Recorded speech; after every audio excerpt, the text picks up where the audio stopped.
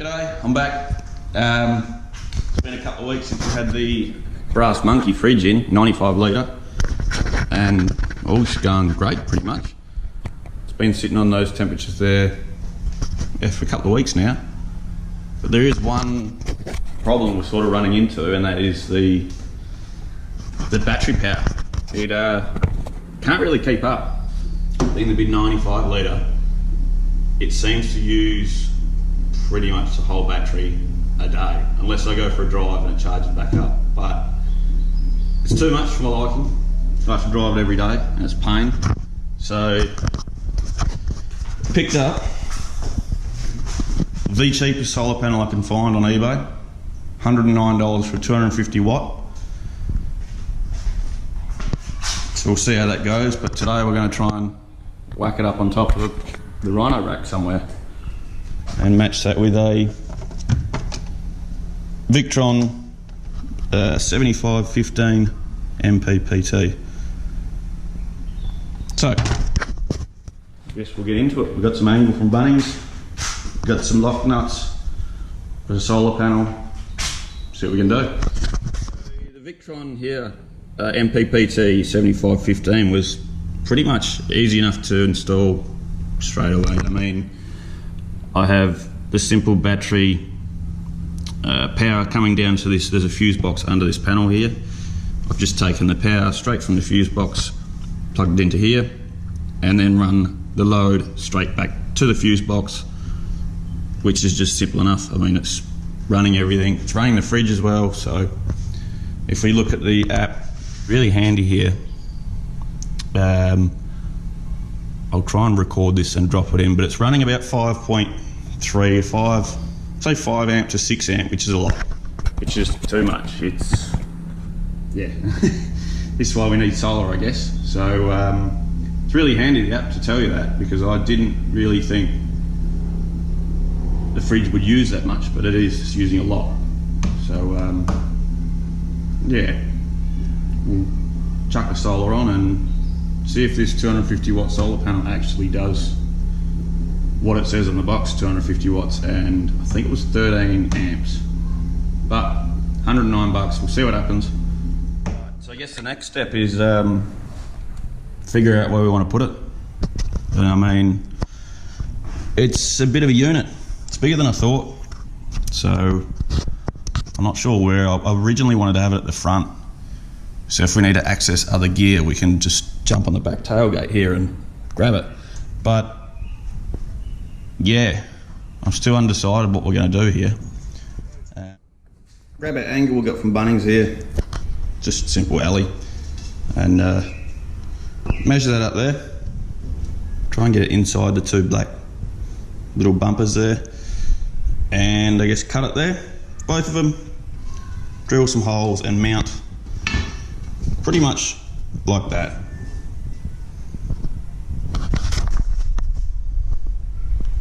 So then all we can do is just simply drill some holes wherever these line up with the Rhino-Rack. Drop our channel nuts in there and tighten her up, I guess. But we'll do that for now. We'll cut them and try and fix her up.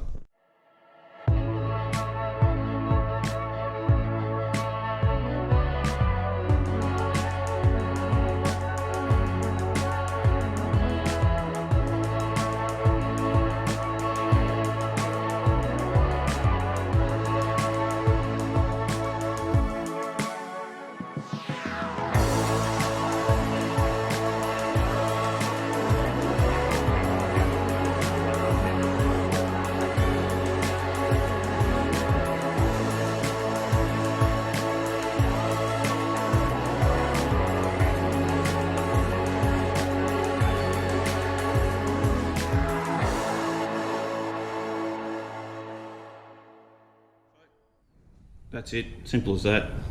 Ended up using 2 holes just because it's a real pain having that one down the bottom there in the middle. So 2 will do, I guess. See how strong it is when it's up there, but for now 2 will do. We'll chuck it up there and mark out the spots where the Rhino-Rack goes. It goes on the Rhino-Rack. This is where it's going to go, I think. Maybe a little bit back there. Still get access to these brackets here. Still get access to the awning bolts.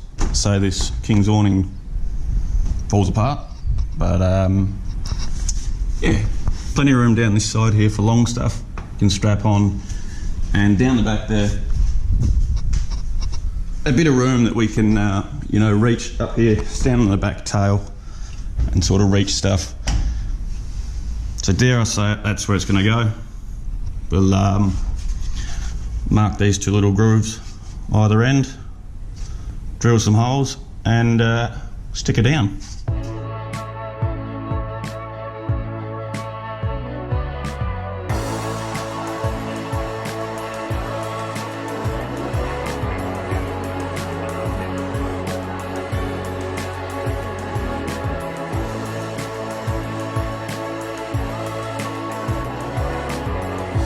So as for the channel nuts, we've got these little doodads. They're like a little channel nut with an inbuilt bolt. So yeah, we'll try these out, but they're pretty self-explanatory. Just like so. And yeah, a bit easier than the other channel nuts, but I like these ones. So let's whack the panel on.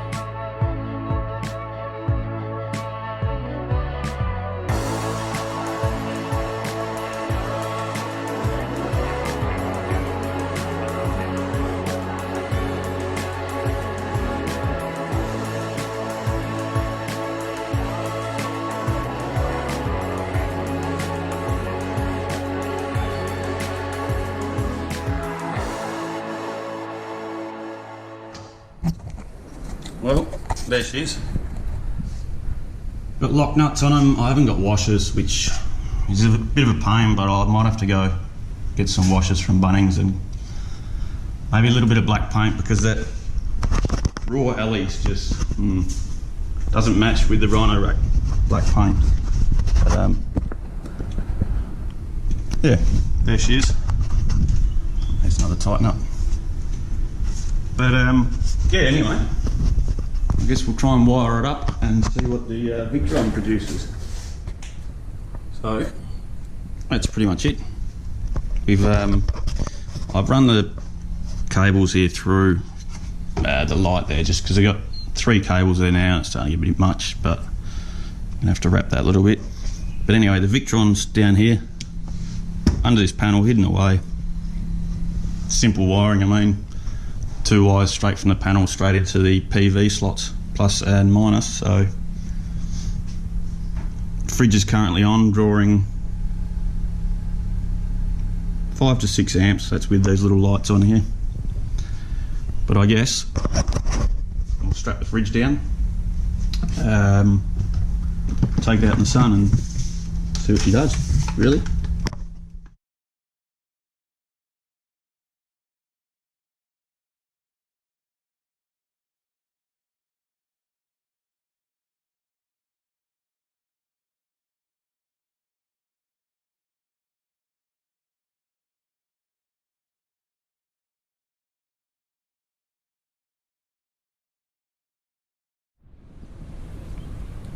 So that's pretty much it.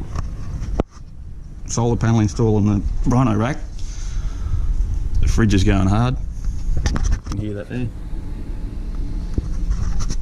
Yeah. Don't know what to think about that. We're sitting on 130 watts with 7 to 8 amps coming in. Don't know if that's good or bad for a $110 solar panel, but yeah, 8 amps is pretty good, I guess. 130 watts. Don't know what to think about that. It's a 250 watt panel, and that's about as much sun as you're gonna get. I mean, she's right above it. But anyway, I guess we'll come back in a couple of hours and see how she's going. So it's been about an hour-ish, and the compressor's just kicked on there, but it's gone from sitting on around 70 to 75 watts to that 118. Still in absorption there, but I'm just going to test it right out now and put the freezer section from fridge, I don't know if you can see there, it's on -2, but we're going to whack that down to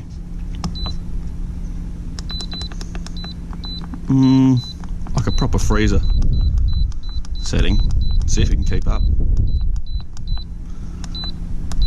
Let's do -17.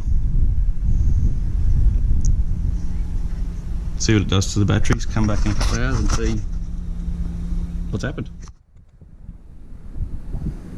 So the fridge is on -15, the freezer, sorry, which is really good. The compressor hasn't stopped. And it's been about, what, 2 hours? And we're getting 62 watts with the solar, and the output's 50 watts. Battery's on float, which is really good. So everything seems to be keeping up, so I'm really happy with that.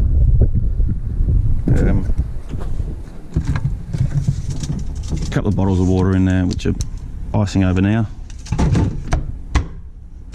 Really good, really happy with that. Simple install, really simple. Cheap too, 110 bucks for the solar panel. I think it was 150 for the Victron, 20 bucks for gear from Bunnings. But yeah, really good install. Thanks for watching. This is my little install of a Rhino-Rack solar panel on the Rhino-Rack. Anyway, cheers for watching.